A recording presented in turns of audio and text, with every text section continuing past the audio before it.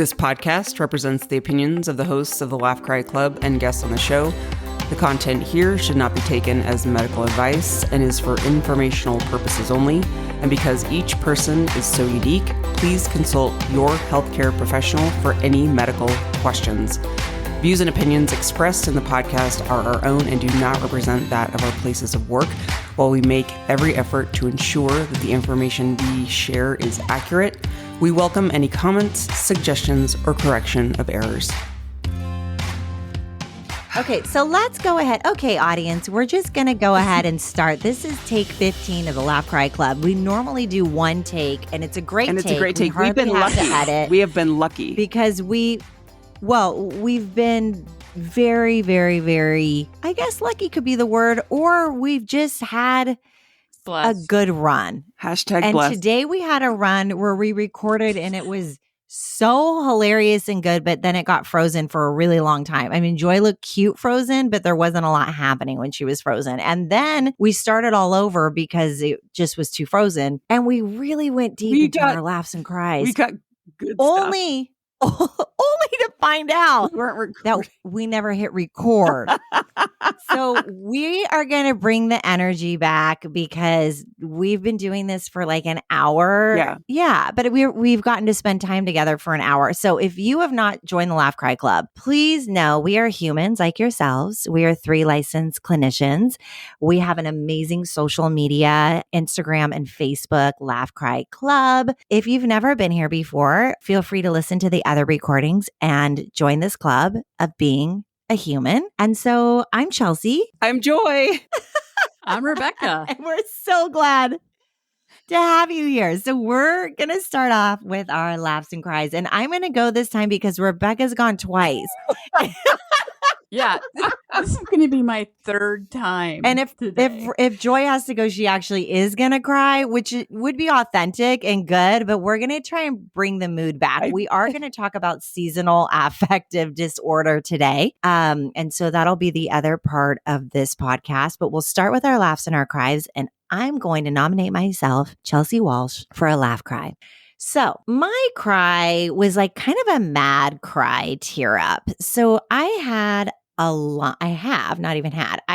lump in my left breast.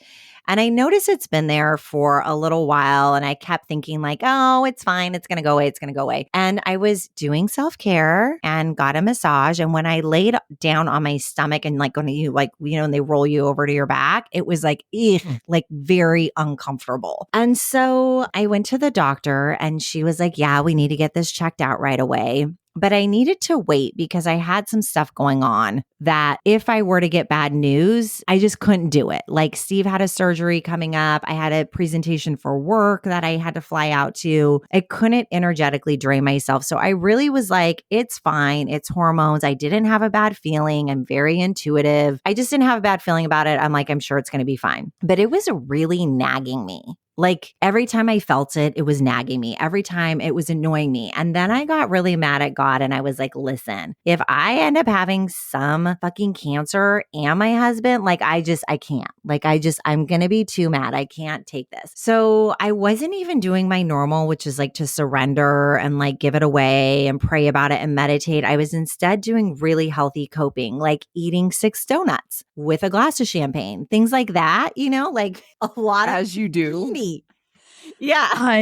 Like I'm not a coper with food. Like that's not my coping mechanism. I was eating so many peanut M&Ms, so many nerd clusters, so many donuts. Oh my God. I ordered crumble cookie one night. Like I'm talking real. Those are so sweet. So yeah. A lot of sugar. And I ate like a lot of them. Wow. No way. I can't even have like half. Those are They're huge. Oh yeah. I'm not saying that in a bad way. I'm just saying like taste wise, I can't handle it. Oh, I could handle it. And fun fact, I don't get a stomach ache. Like I can eat copious amounts of sugar and get no stomach ache. It runs in my genetics. Yeah. My dad's side, they're all like very much into candy. Anyways, so I normally don't cope like that, but that's what I was doing. And go ahead. Can I ask you real quick? Yeah. Is your dad called the Candy Man? When you say his name 3 times, does he appear? And He's not about the Candyman.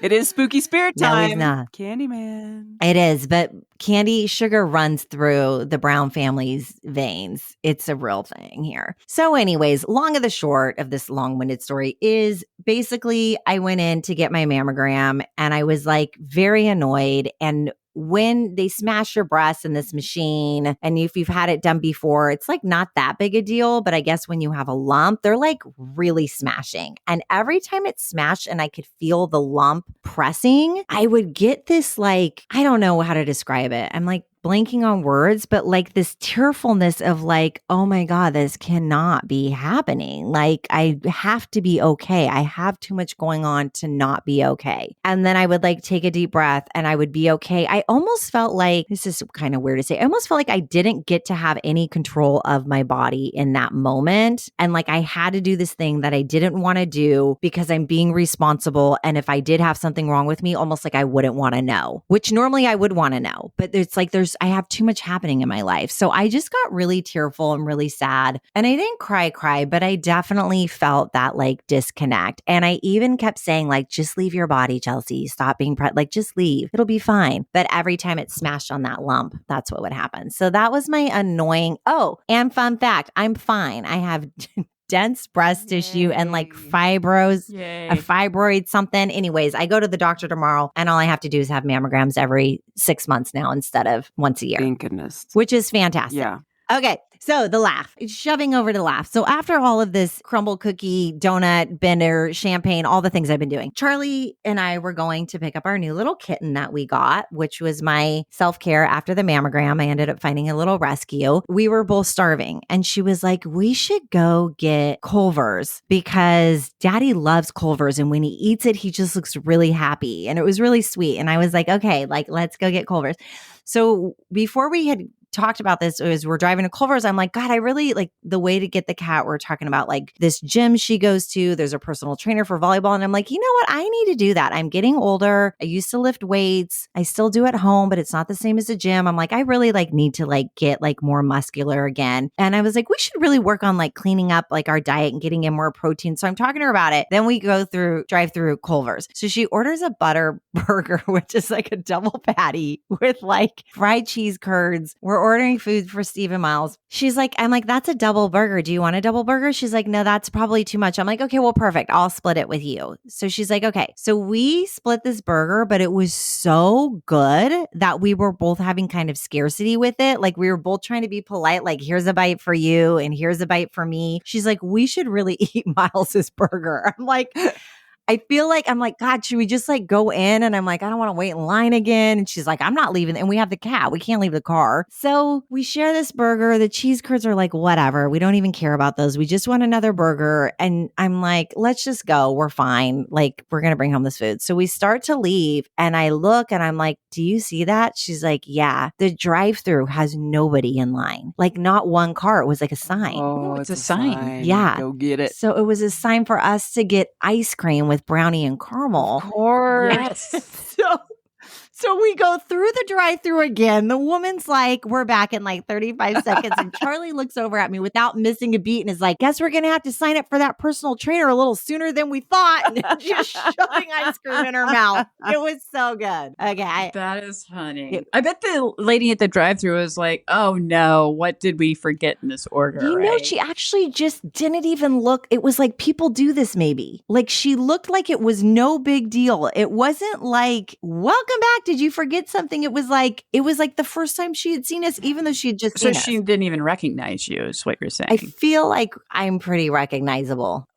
I mean, I agree, but I'm just saying. A Lincoln Town Car.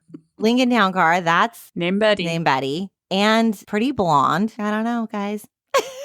I mean, I don't know how many blondes there are down in 100 million. Where you live. When I'm saying this out loud, I'm realizing I could have been anybody just coming through the drive-thru again. I love this though. I'm like, go you. You should just keep going through. That would have been so fun. And then record it. Just keep going in circles. I'm back.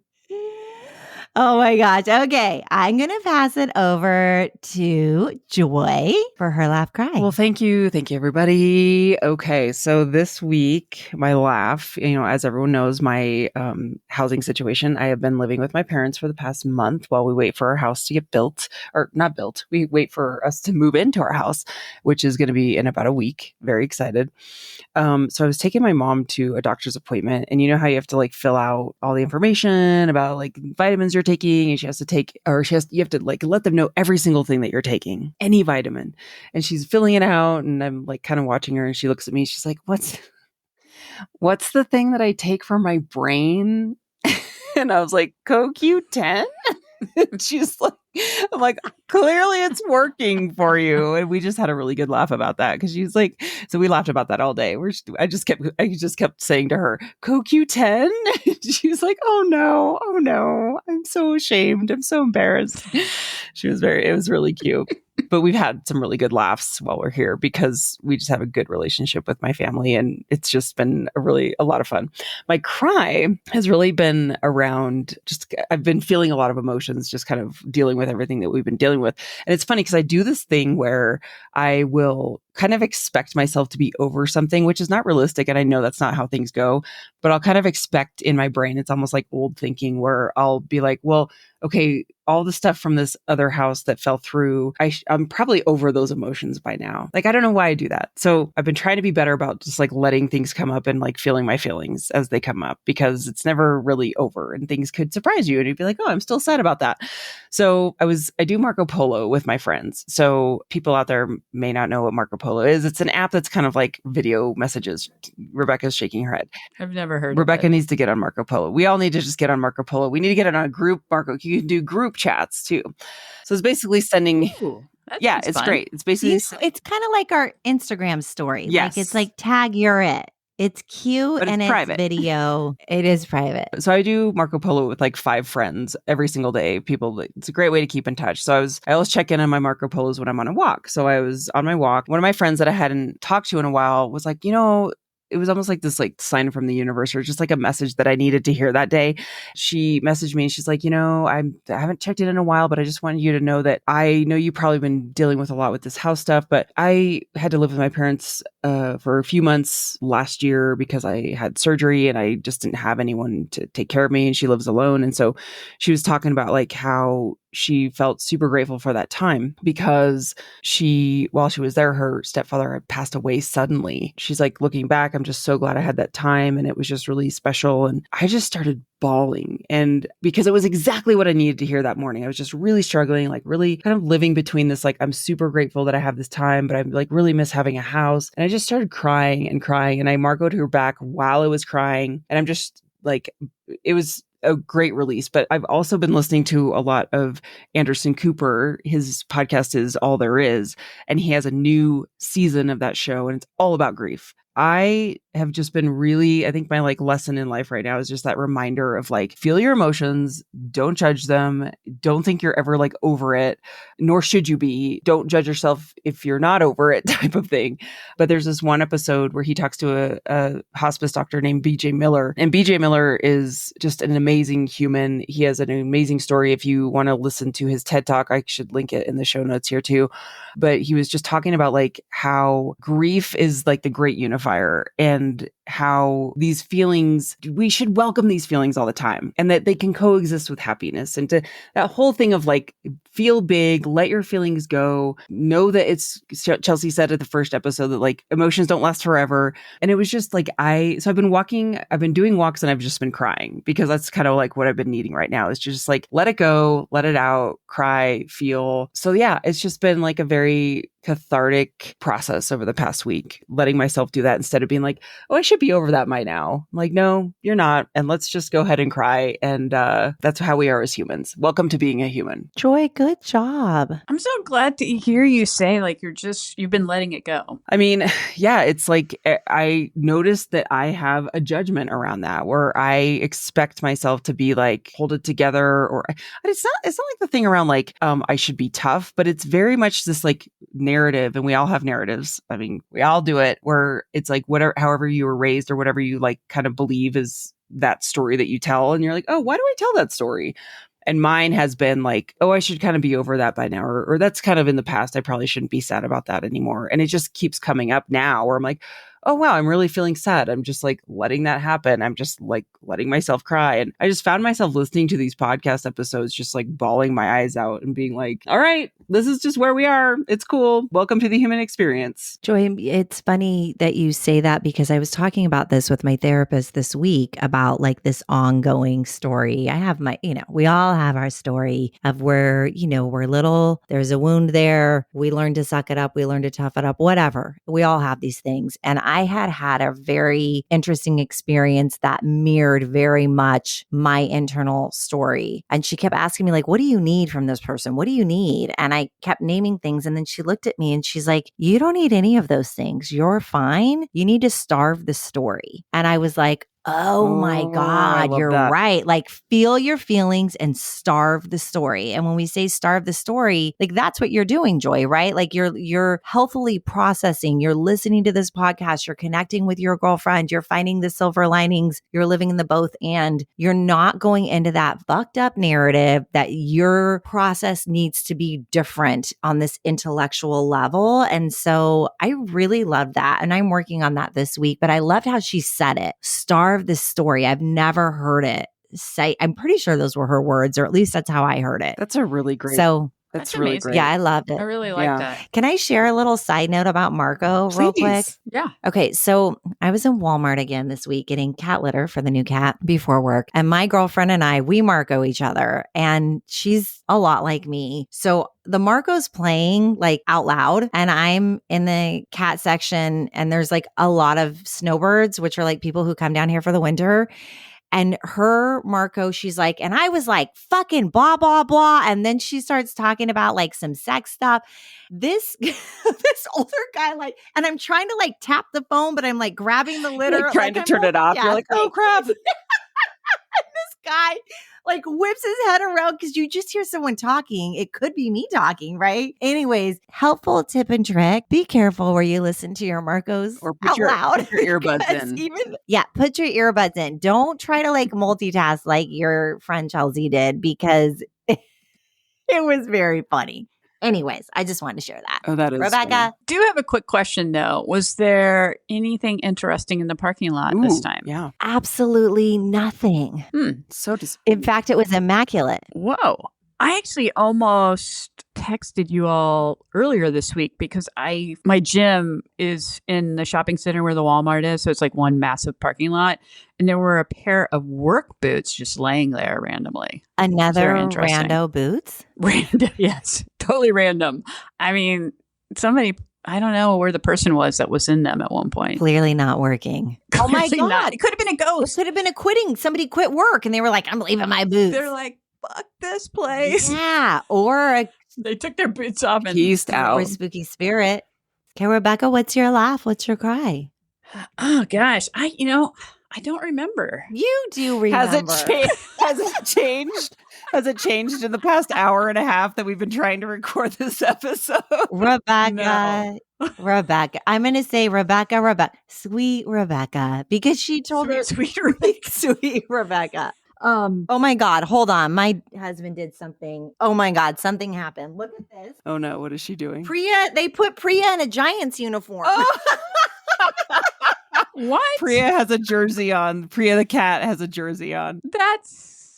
She actually looks It's not a hairless cat in a dress. It's a Priya in a jersey. And yes. Oh my God. Okay, I'm so sorry. I just got really excited and distracted. You got to get a leash for your cat. You know what? I saw Joy's with the leash. It's great. I'm gonna try it, but then should I be worried about germs? I should talk about this offline. That'll be Marco Polo. Another podcast. Let's Marco Polo about that. Yeah. Yes. Miles just texted me that was him putting it on, that he really wanted to be on the podcast, so he had to tempt me with Priya's. Thank you, Miles. I'm just kidding. Miles? I mean, I hope he's listening because we've had sound effects recently. Yeah, Miles, have you heard the sound effects? Have you heard the sound effects on the Laugh Cry Club? He said, no, I don't think so. Are your friends liking and subscribing? No. He said no. Tell them I'll give them $1 if they do. You know, he worked beach service and they got paid $25 an hour cash, and he did snow cones and he'd get like $80 or $100 tips. I'm like, what am I doing being a therapist? I need to be getting tan, moving beach chairs, and eating snow cones. Yeah. This sounds amazing. Let's just all open a snow cone shop. That would be amazing. I love shaved ice. I do too. Let's do it. Oh my God, the Laugh Cry Club bus with snow cones and us. I love And this we'll idea. carry buckets with water. We can throw it on the kids. We're not supposed to spill the bucket. We're supposed to Listen, it's so hot Hold here in the space. summer. That would be a welcome treat. You know, we talked in an episode about Rebecca being, you know, it was grief. It was holding space. And Rebecca talked about being the bucket, and then the emotions are in the water. So we could throw out the emotions on innocent children. For people that are not feeling them, like Joy, if we're like, she's really not feeling this, It's like the I new am ice needing bucket to assist challenge. her. Except you're just like Yes. forcing people to feel their emotions. People to feel their feelings. Oh my gosh. Yeah. Okay, Rebecca, I'm Okay. keep cutting you off. Do you not remember what you said to No, I remember.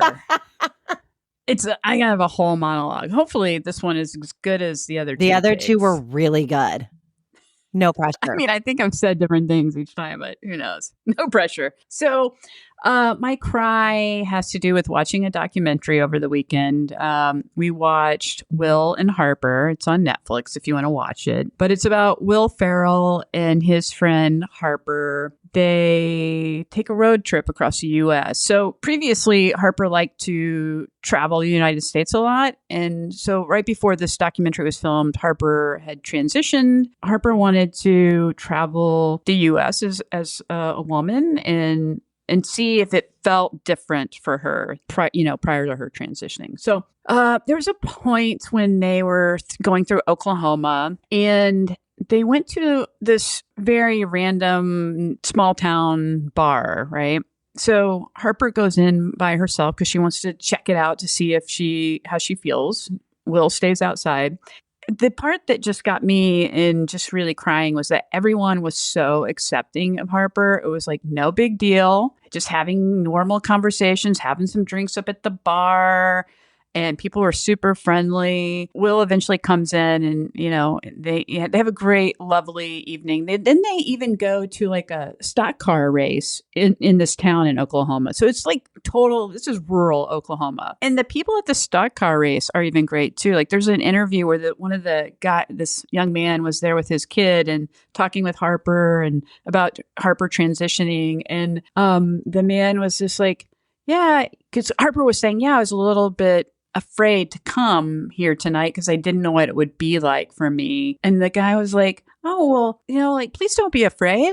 You're totally welcome here. And I'm just like, I have goosebumps right now. Like, I know, I have family in Oklahoma, so I've spent quite a bit of time in Oklahoma, and just to have that type of acceptance was really wonderful. So check out the documentary. It was really great. I love that. And look how easy that is just to be kind and accepting. And look at the impact that had on Harper for somebody to just be like, it's fine. Welcome. I mean, is it that hard? Humans question of the day. Like, is it that hard to just be nice and kind just because? I say no. It's not that hard. That's on my list. I can't wait to watch it. Too. It's definitely on my list to watch. And they did an amazing interview on the Daily podcast together about the movie, and it just looks like a really good one. It's so good. Oh, thank you, Rebecca. And my laugh has to do with me trying to get in the spooky spirit. As you all know, last podcast made me kind of sound like I'm a curmudgeon about Halloween, and maybe I am. But I actually had one of our listeners also say they were really disappointed to hear that I was not. I mean, it really was surprising. I got to say, it was shocking. It was and look at the psychological safety that you have created for the bucket where you've been. This was a number one fan too. Okay, number one fan. Thank you, Rebecca. Great job being the bucket. Number one fan. Thank you for being the water with your big feelings and feeling psychologically safe enough to really call Rebecca out, because this has been upsetting for a lot of individuals, this lack of this spirit. It's like we don't even know you. I'm so We just sorry don't I've even know affected you. so many people. Yeah. Okay, so please help us to understand how you're moving towards the spooky spirit. Yeah, I was trying to get in the spooky spirit, and we decided to watch Goonies over the weekend. I started realizing, the movie's rolling, and I'm like, I don't remember this. I don't remember that. I really don't remember that. And I totally have no recollection of this part moving forward after they got to the restaurants where the sloth that guy was. Were you altered the first time you watched the Goonies? As a child? Oh. I don't know what I would probably would have been like 7. Well, what happened, Rebecca? It came in the early 80s. I don't know. Like, I don't know. But I just was like, I don't really remember this. And so we started talking about it. And I'm like, I really don't think I have ever completed the Goonies in my life until this previous weekend. And so this is the revelation I've made about myself. And it's really hilarious because I've always gone through my life thinking I've watched this movie, and, people will be talking about it, and I'll be like, oh yeah, I love that movie too. It's great. Everybody should watch this movie, The Goonies. And now I'm realizing I really have not watched it completely. You just made it what's up. You're that like, all about? Yeah. Is there like a shame thing happening under, like you've believed this your whole life? Well, I wouldn't say I feel shame, but No. Like, what's connected? Yeah. What do you mean what's connected? What's connected for the reason to have this fake memory that you watched the Goonies? It's almost like, you just see something like the posters, or like it's just so associated with your childhood that you're like, yes, I've watched that entire movie. Like, yeah. I have, let's see, there's a movie, I think it's like, I've never seen The Big Lebowski. Like, what? You haven't? I just saw it last week, remember? I know you're going to dress up as, yeah. But I feel like I have, because I've heard people talk about it so much. So it's kind of like that, Rebecca, probably. Okay, Joy, that's on your list. You have to watch The Big Lebowski this weekend, and then we're gonna ask you. Okay, about it. I gotta get it. I'm gonna get. So tested. I still want to go deeper. So what do you think is connected to the fictitious memory of Goonies? I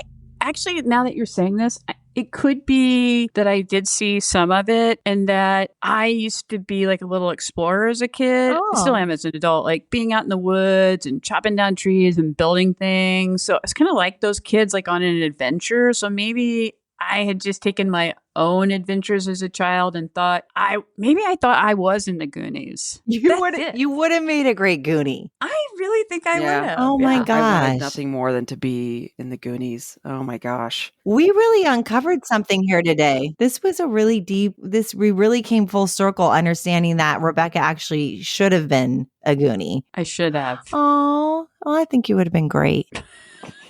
I thank you for this therapy moment. I hope you feel really validated. I feel extremely validated. I mean, actually, since I've talked about this 3 times, I feel like I have really figured it out. Yeah, it's more, you've got more insight. Pay for therapy. That's right. Insight. Thank you. Mm-hmm. Yeah. So thank you. All I'm going to say is thank you. You're welcome. Okay, so we're going to talk about SAD, which is what is SAD? Yeah, it's short for, well, it is sad to have SAD, which is seasonal affective disorder. We should talk about what the criteria is. How long does it last? What we can do for it. So how do you know if you're somebody who experiences seasonal affective disorder? Joy, I'm going to pop it over to you. Yes. Okay. So it's a type of depression, and I'm getting this from National Institute of Mental Health because I don't have this memorized in my brain. We don't have the whole DSM memorized. You would think that we do by now. So it's a type of depression characterized by a recurrent seasonal pattern. So a lot of people this time of year, especially if you're like, I think if you maybe live in a place where it's like always dark, maybe different, but maybe you do have to deal with this all year round. For us, when the days get shorter, the nights get longer, and it gets colder, we might start feeling some differences in our mood that go along with the seasons. It's associated with depression. So you might feel persistent sad feelings, anxious, empty mood, most of the day or kind of nearly every day. I personally like to describe it like there's just this cloud. Like if you think of the Peanut cartoon and you think of, or not Peanuts, who is it? It's Winnie the Pooh with the like Eeyore, where you kind of feel like you're just always like, or Charlie Brown. Charlie Brown. Who has the cloud? Charlie Brown. Does he have a cloud? Did they have cloud? I'm thinking about the Zoloft Who has commercial. the cloud? Maybe it's the old Zoloft commercial with the cloud. Someone has a cloud over their head. Yes, I know exactly what you're talking about. I think this is another fictitious memory that's coming No, up on the it's Laugh Cry not. Club. It does feel like that though. You have like this cloud hanging over but you. like, yes, it's like having this heavy weighted blanket that's not normally there, and you feel down, not down in like the depressed, like depression's like really in that black hole. Right. It's like a higher grade level of depression. I would say like apathy, like you're not enjoying things as much as you normally do. Yeah. You might have lower energy. I would say too, though, that some people can, with seasonal affective disorder, they can get really low and start having like suicidal thoughts as well. Rebecca, do you want to add what do you notice when you have individuals who come in and you notice seasonal affective disorder? Like you're thinking that might be what they're experiencing. Well, I would so I can share about that, and also kind of a personal, I don't know that I would fit completely the diagnosis, but I would say I have traits of seasonal affective disorder. For me, like September is a really hard month. And I think it is because it's getting cooler. The days are shorter. And also for me, it's because school is starting. I'm not going back to school and I don't have kids going to school, but it's that memory of, oh, the summer is over. Oh, I almost just feel like something's on me, like a little bit of a weight, like, oh, the summer's ending and now I have to get back to school and just start studying and all that stuff. Even though I'm not doing that now, I still feel that way as an adult. Yes. Yeah. It's like, oh gosh, it's Sunday. I'm going to have to go to bed at 9 p.m. tonight and I have to get ready for school tomorrow, make my lunch and all that stuff. But for clients that I've worked with, I've had a lot of clients out of the state of Washington that have really struggled with seasonal affective disorder, dealing with fatigue and loss of interest in activities, just feeling down, not wanting to go to work. Some of the things that we've talked about for them is one, maybe getting a light box, doing a lot light therapy. That's really helpful for SAD, because that's going to help your body get used to, or kind of remind it that there is some daylight, because certain people live in certain places in the world where the days are a lot shorter, like Alaska or Canada, Washington. The days get really short, so you have a lot of darkness, and your body just starts to think, oh, I need to be sleeping right now. You have to still function in life and go to work. So sometimes light therapy helps. I know people sometimes take melatonin. I kind of think with melatonin, people should be careful, because I once did a sleep training and they were very concerned about the heavy melatonin use in this country, that if you use too much and for too long, it can mess up your circadian rhythm. Yeah. So I think if you're going to use melatonin, talk to your doctor about it. I think we do need to share what Rebecca's talking about with the coping skills, the causes of seasonal affective disorder, just to really highlight those. It's shorter days. We're getting less sunlight. And when I lived up in the mountains in Southern California, a lot of people were vitamin D deficient. So they're not getting enough sun. And there's actually a chemical change that's happening in the brain. So when we think about who might be vulnerable to this, like to Rebecca's point, being in Washington, being like in those northern states where you're getting a lot more of that dark. And then especially once the time change happens, if you're in a state where there's time change, having those longer nighttime dark hours, that's where we're seeing like the changes with the circadian rhythm, with sleep, with all of those different things. So I do want to go into the causes, because when we know the causes, then we know like lack of sunlight, I can get a sun lamp. Like lack of vitamin D, I can get more. Like we know that there's the interventions can match what the cause is, I guess is what I want to say. No, I would agree with everything that you've said. I've done some reading around light therapy. I myself have a light box. I got it on Amazon. The brand is Verilux, Verilux. It's a pretty good reputable brand. So kind of read up on which light boxes are going to be right for you. I can post that in the show notes too, as far as just the brand. It's a pretty, like, it's one of the more popular brands for light boxes. It doesn't have to be a huge light box. I have a pretty small one. I think it was like $25 that I put on my desk in the winter time, in the fall and winter months. I've read that it's most beneficial to do it first thing when you wake up. Going back to that circadian rhythm, that if the days are longer, when you wake up, it's already daylight. So if you wake up in the dark, kind of getting that light right when you wake up is going to be the most beneficial. That's what I've read. But of course, can read up on that as well. Totally agree with you, Chelsea. As far as like the symptoms that you experience, I'll speak from my own anecdotal experience. When I start to feel kind of that heavy, it's almost like this veil goes over me to where the mood starts to feel really down and things don't feel as optimistic. Going back to what I've said earlier about sometimes I feel like I have to kind of like fight myself through it, or I just have to push through it. And that's just not the case. I'm at an age now where I'm like, I don't need to push through anything. This is real, because I will gaslight myself to think that, I just need to grit my teeth and bear it.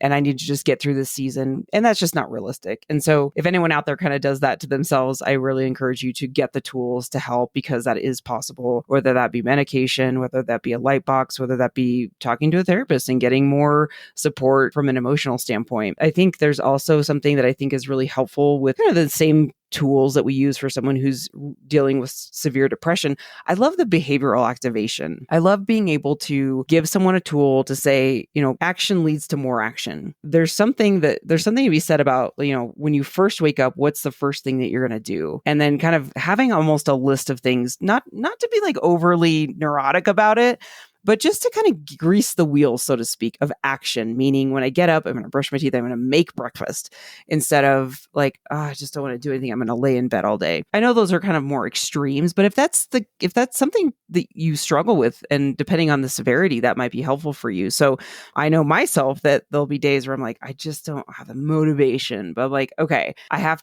what action can I take now to kind of just like keep those wheels turning? Because that's when we get kind of farther in the hole. Is I always use this analogy in therapy, is it's harder to push a stalled car from a dead stop than it like once it gets rolling, you can push it with one finger because the momentum is going. So I always try to think about momentum in my life of like, if I'm starting to feel it, like I don't want to get to a dead stop, how can I keep the wheels turning? That's a great analogy. I like that. And it potentially goes back to your CrossFit days. Or turning over tires. I thought you were pushing cars, actually. Well, we flip tires over and we push a lot of sleds, but we don't push cars. I'd say maybe in 2025, I'll start doing that for a workout. I think you should. I like what you said with the behavioral activation, because I think with anything in life, and I say this to clients a lot, is have the intention behind it. It's why I do a fat and rested party when I'm just like feeling apathetic and I want to shut down and I want to do nothing. Like, at least I'm going to enjoy it, right? At least it's going to be fun. I'm not going to beat myself up. It's not every single day. It's indulging in whatever that is. Although my last fat and rested party was like a real party. But sometimes I have just like a fat and rested, like I'm feeling off. I'm feeling like I don't want to do anything. Or the behavioral activation. I had one, it was during COVID actually. My cousin and our buddy, we did during winter, we kayaked every Saturday and we did a beach walk. We walked like the whole entire island and we kayaked like the entire little lagoon. It was freezing. It was ridiculous. It was so absurd, but it was an adventure.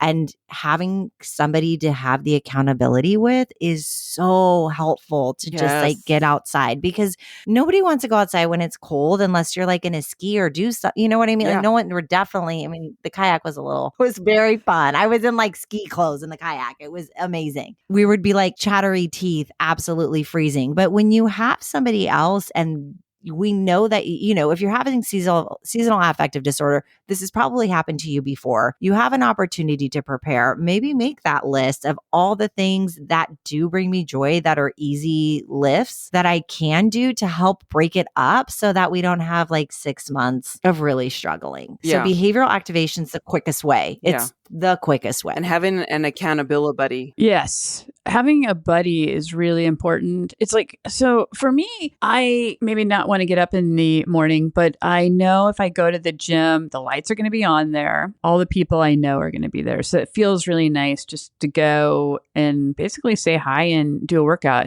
But I want to express that exercise is really helpful too. So if you're not feeling like moving, it is important to try to maybe go for a walk or do some sort of movement. When have you ever done an activity where afterwards you're like, oh, I feel horrible? Like most of the time you feel energized. And so that's like Most of the time I feel horrible, especially this week. My training program has killed me. Well, it sounds like you're working out too hard and maybe you need to rest. No, I'm just kidding. But like, yeah. Yeah, maybe you I'm going need to tell my trainer. Yeah, you need crumble cookie and 45 donuts. I need to have a fat and Yes. rested Yeah, body you are. ASAP. Feels really great. Okay. Well, those are great tips. Yes. So Yes. if you're struggling with seasonal affective disorder, you've got this. It's normal. It's okay. And talk to a therapist. Avoid isolation. Get that little avoid isolation. Get the little Yes. And you know what? I'm going to leave you with food for thought. I sometimes look at winter as an emotional thing. Sometimes like emotionally, where are you at in winter? Like it's a quieter time of life. Like it's a time to like nurture and replenish because spring's going to come and we're going to party and have so much fun at spring break. So maybe we need to save up in winter a little bit, right? Yeah, Like that's a good point. Right. It's hibernation. I mean, people hibernate. Yeah, so it's okay. But if you notice you're going down this deep, dark, slippery slide and you're worried, reach out and connect with somebody. And there are these really simple things you can do. Thank you so much for listening today. Next week, you can look out for our listener question to the Laugh Cry Club. There's actually 2 questions. One is how to overcome fear. And another one, it says, or avoid toxic relationships. I think this could be like a 2-parter. So we'll see which one we choose. But stay tuned for next week. We may be able to tackle fear and toxic relationships, or maybe one or the other. It'll be a surprise. It will be a surprise. Spooky surprise. Please watch our Instagram because I think Chelsea is going to open up the pumpkin. I am Yes. going to be opening up the pumpkin with Miles, and I think there's going to be a spooky surprise full of bugs in there. And I do want to dress up in my outfit as Maud and Dude. So we love you all. We're giving you big hugs, all the love. Be nice to yourself. Be compassionate. Please share it with other people. Yeah. Check out our Instagram. And anytime you feel bad, know that we recorded this episode 3 times today. Yeah. And we made it. Just think about that. We made it. We really did. I've had to tell my laugh and cry 3 times today. Joyce had to do it twice. Mm-hmm. Yes. So thank you guys so much for the support. I really appreciate you. At Laugh Cry Club. You can follow us on social, leave us a rating and review, share with a friend so we can keep growing. And we're so glad that you're here. Thank you, everybody. Bye. Thanks, everybody. Bye. That's life, baby.